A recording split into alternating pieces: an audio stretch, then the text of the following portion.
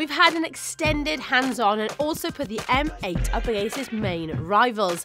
And now it's time for our full review. So here is the final T3 verdict on the HTC One M8. As always, we'll start with the size and build. Last year, the HTC One was awarded our T3 Design of the Year award, and the HTC One M8 sticks with a similar form factor.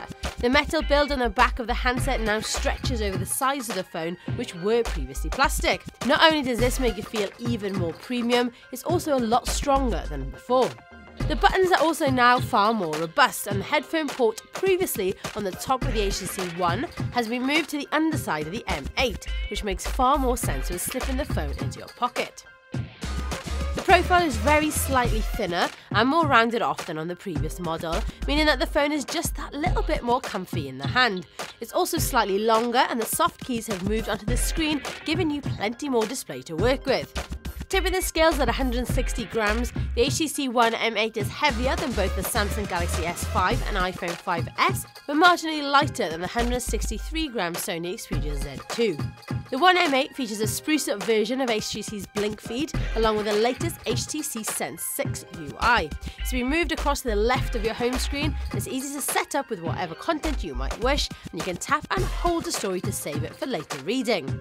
The new Instant Access feature means that a number of the phone's sensors are always on alert, so you can swipe once to turn on the phone, swipe up and it'll open your last application, swipe left and the phone will show you Blink feed, turn the phone to landscape and it'll open the camera, and a quick double tap will show you the lock screen. Onto that screen, and at 5 inches, the screen of the One M8 is slightly bigger than the 4.7-inch screen on the original HTC One.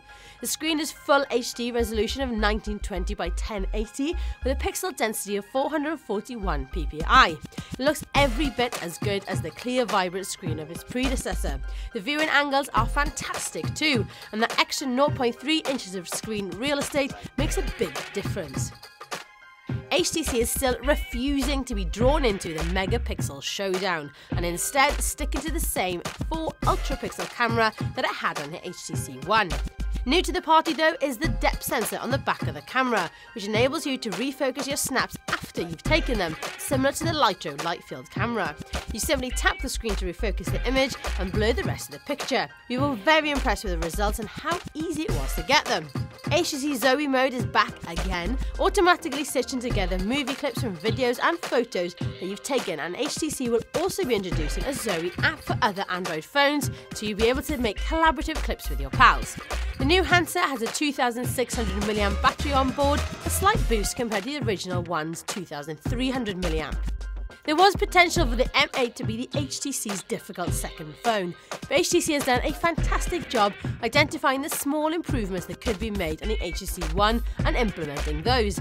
Tiny changes like moving the headphone jack, improving the build quality are all very welcome and sit nicely alongside the big improvements to the screen and power and photography features. In short, the HTC One M8 does everything you could possibly ask of a high-end smartphone and does it incredibly well.